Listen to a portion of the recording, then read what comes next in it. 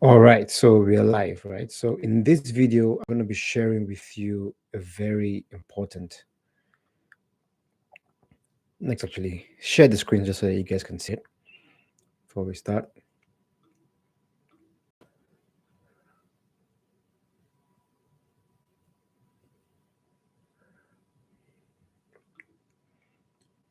All right, so in this video, I'm going to be sharing with you guys a very important marketing strategy that you can use right now to generate leads, qualified leads, and sales for your window company. It's actually a game changer because many companies have not actually clued in on this. So it will actually give an advantage because it's the same strategy I've actually used to generate 1,000 leads for our partners in the last month, right? So it's called the propaganda strategy. And before you think that sounds sketchy, let me show you why the biggest companies actually work on this exact playbook, right? Okay, so first of all, let's just talk about what propaganda really means, right? So when you hear about propaganda, you probably think, what, negative manipulation. You probably think about, what, Second World War, or crazy um, governments, right? Trying to, doing sketchy stuff. But basically, what propaganda actually is repeated messaging that shapes people's belief over time, right? That's basically what it is, right? So we can use this for good or use this for bad, right? So every major brand does this. Coca-Cola doesn't run one ad. They've been running the same ad, thousands of them with the same core message, right? Nike has been saying just do it for over 35 years, right? But then they are actually ingrained in our psyche, in our memory, because they've been doing this over and over time, right? So, but then the thing is, most window companies are actually running the same, ad, like say $500. Um, will will get a quote for a limited time only. So I actually see some ads actually say 0% down or $20 a month for Windows, which will get people to engage, but then it is the wrong type of people. We are actually not building a brand. You're actually not building any asset in the viewers minds, right? So what do we do differently? What should we do differently, right? Before we actually talk about that, let's talk about the iceberg effect, right? This is actually very, very interesting, right? Only 3% of your market, only 3% of the people that are the audience are actually active in the market. There are people that are actually searching, going on Google to say they will actually want new windows. And then the thing is, all companies are targeting this 3%. If you're actually going to, if you're running Google ads, well, yeah, it's fine. It's the highest intent audience, but it's the most expensive because everybody's trying to, hammer these people, right? They probably see ads from like five, six, seven different window companies every day because they've raised their hands to say, what, they actually want windows, right? But then there's the 97%. There's like a lot of people, like, kind of in that untapped audience, just lying low. They do want windows, they need it, right? But then they're not really active at the moment, but we can activate these people.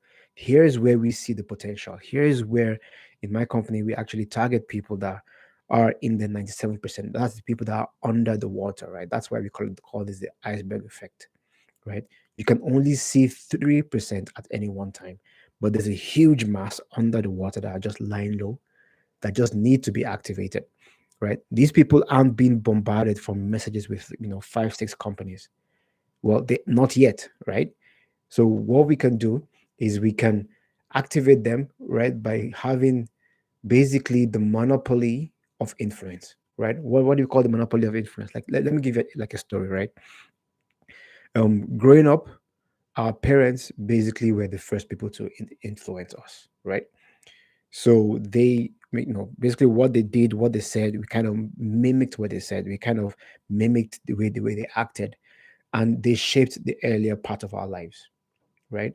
And they had that monopoly up until we grew up, and then we started going to school, started meeting other people, and they were like, "Oh my God, wow, there's this huge other life out there, of other people out there that we can actually learn from videos, from celebrities, from friends, family, right?"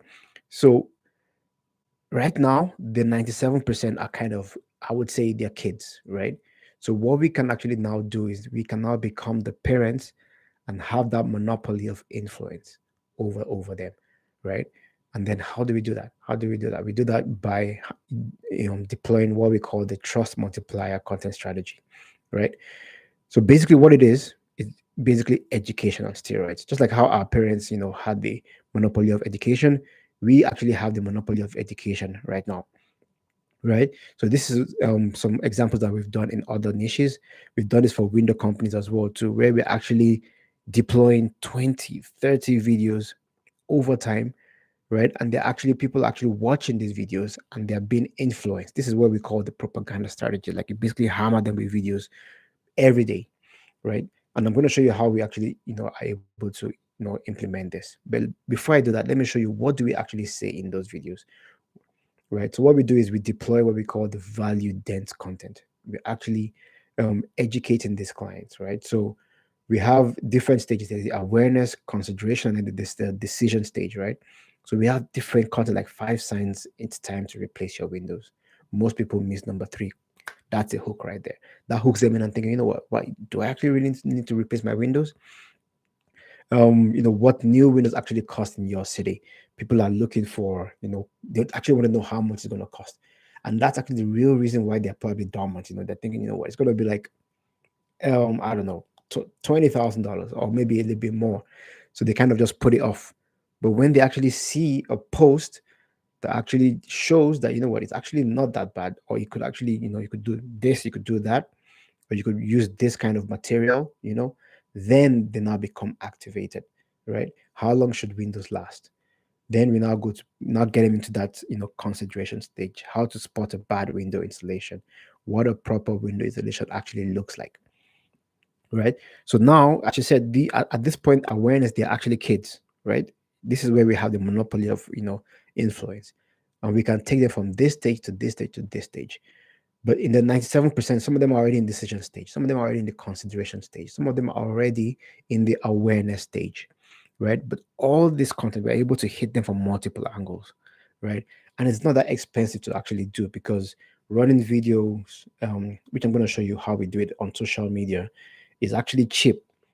Your cost per mil, cost per 1,000 views is sometimes, if you do it properly, if you do the videos properly, you're looking at 2 cents to maybe 20 cents, right?